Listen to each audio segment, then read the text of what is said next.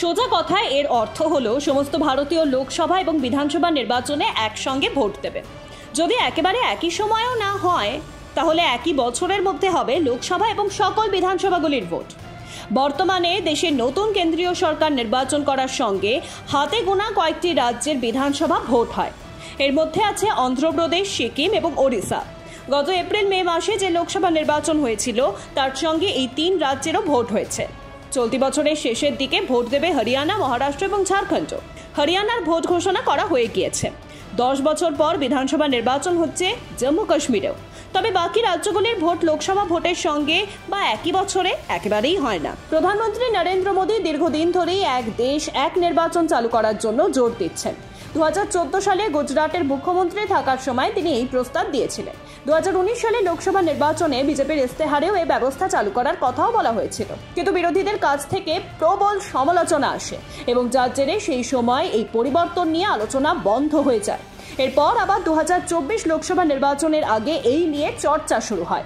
গত সেপ্টেম্বর মাসে প্রাক্তন রাষ্ট্রপতি রামনাথ কোবিন্দের নেতৃত্বে এক উচ্চ পর্যায়ের কমিটি গঠন করেছিলেন মোদী সরকার। 39টি রাজনৈতিক দল, অর্থনীতিবিদ এবং ভারতের নির্বাচন কমিশনের সঙ্গে আলোচনা করে এই কমিটি। বিশ্বের অন্যান্য দেশের কিভাবে একসঙ্গে নির্বাচন করা হয় তাও খতিয়ে দেখে এই কমিটি। গত মাসে তার স্বাধীনতা দিবসের ভাষণেও প্রধানমন্ত্রী মোদী গোটা দেশকে ঐক্যবদ্ধ এক নির্বাচন চক্র গ্রহণ করার আহ্বান জানিয়েছিলেন। রামনাথ কোবিন্দের কমিটি সর্বসম্মতভাবে একযোগে নির্বাচন করার পক্ষেই মত দিয়েছে। তাদের প্রতিবেদনে বলা হয়েছে 2 ধাপে এই ব্যবস্থা কার্যকর করা যেতে পারে। প্রথমে একযোগে হবে লোকসভা এবং বিধানসভাগুলির নির্বাচন। তার 100 দিনের মধ্যে করা হবে স্থানীয় প্রশাসন, অর্থাৎ দেশের সকল পৌরসভা এবং গ্রাম পঞ্চায়েতগুলির নির্বাচন। তবে এই প্রস্তাব বাস্তবায়নের জন্য সংবিধান সংশোধনের প্রয়োজন। সংসদ এবং রাজ্য বিধানসভাগুলির মেয়াদ লোকসভা এবং রাজ্য বিধানসভা ভেঙে দেওয়া এবং রাষ্ট্রপতির শাসন জারি সংক্রান্ত বিষয়ে সংশোধন করতে হবে। কমিটি জানিয়েছিল, শাসন ব্যবস্থাকে ব্যাহত না করে নির্বাচনগুলিকে একত্রিত করার জন্য টেকসই আইনি ব্যবস্থা প্রয়োজন। মেয়াদ ফুরানোর আগে কোনো সরকারের বিলুপ্তি ঘটাতে হলে সেই জায়গায় অন্তর্বর্তীকালীন সরকার গঠন করা যেতেই পারে, অথবা সুসংগত নির্বাচন চক্রে সামিল করতে নির্বাচনের মাধ্যমে স্বল্প মেয়াদের সরকার গঠন করা যেতে পারে। মোদী সরকার এক দেশ এক নির্বাচন চাইছে মূলত সময়, অর্থ এবং সম্পদ বাঁচানোর লক্ষ্যে। ঘন ঘন নির্বাচন হলে অনেক অর্থ খরচ হয়। তারই পাশাপাশি নির্বাচন কমিশনকে নির্বাচন কর্মী, নিরাপত্তা বাহিনী এবং অন্যান্য সংস্থান মোতায়েন করতে হয়। মোদী সরকারের যুক্তি হলো, একসঙ্গে নির্বাচন করা হলে অর্থের পাশাপাশি মানব সম্পদ এবং অন্যান্য সংস্থারও কার্যকরভাবে ব্যবহার করা যাবে। একযোগে নির্বাচন পরিচালনার ফলে সরকারের তো বটেই, রাজনৈতিক দলগুলিরও আর্থিক সাশ্রয় হতে পারে। অন্যথায় সারা বছর ধরে নির্বাচনের প্রচারে প্রচুর পরিমাণে খরচ হয়। আরেকটি গুরুত্বপূর্ণ বিষয় হলো মডেল কোড অফ কন্ডাক্ট বা আদর্শ নির্বাচনী বিধি। নির্বাচনের সময় এই বিধি জারি করে নির্বাচন কমিশন, যার ফলে সরকারের পক্ষে ওই সময় নতুন কোনো নীতি প্রবর্তন করা সম্ভব হয় না।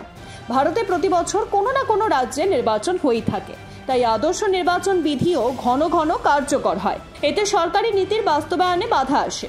মোদী সরকারের দাবি, একযোগে নির্বাচনগুলি হয়ে গেলে আরও দক্ষতার সঙ্গে সরকারি পরিচালনা করা সম্ভব হবে। নীতি প্রবর্তনের ক্ষেত্রে বাধা পেতে হবে না। প্রত্যেকটি বিষয়েরই কিছু ভালো দিক এবং কিছু খারাপ দিক থাকে। এক দেশ এক নির্বাচন প্রস্তাবে যেমন বেশ কয়েকটি উল্লেখযোগ্য সুবিধে রয়েছে, তেমন একটি কার্যকর করার ক্ষেত্রে বেশ কিছু বাধাও রয়েছে। আছে বিরোধীদের গাজোয়ারি আপত্তিও। এটি কার্যকর করতে গেলে সংবিধান সংশোধনের প্রয়োজন হবে, বিশেষ করে সংবিধানের 83 এবং 172 নম্বর অনুচ্ছেদ। এই 2 অনুচ্ছেদে সংসদ এবং রাজ্য বিধানসভাগুলির মেয়াদ কতদিন হবে তা বলা আছে। মজার বিষয়, স্বাধীনতার পর প্রথম কয়েকটি লোকসভা নির্বাচন কিন্তু একসঙ্গেই হয়েছিল। রাজ্য বিধানসভাগুলির নির্বাচনগুলি 1967 সালে কয়েকটি বিধানসভার মেয়াদ পূর্ণ হওয়ার আগেই বিলুপ্তি ঘটেছিল, তাই এরপর থেকে আর একযোগে নির্বাচন হয়নি। বিশ্বের অনেক দেশে একযোগে নির্বাচন করা হয়। দক্ষিণ আফ্রিকা, সুইডেন, বেলজিয়ামের মতো বেশ কয়েকটি দেশে একসঙ্গেই জাতীয় এবং রাজ্য নির্বাচন করা হয়। 6টি দেশের নির্বাচনী প্রক্রিয়া অধ্যয়ন করেছে রামনাথ কোবিন্দের নেতৃত্বাধীন কমিটিও। Bureau report, Ritam Bangla.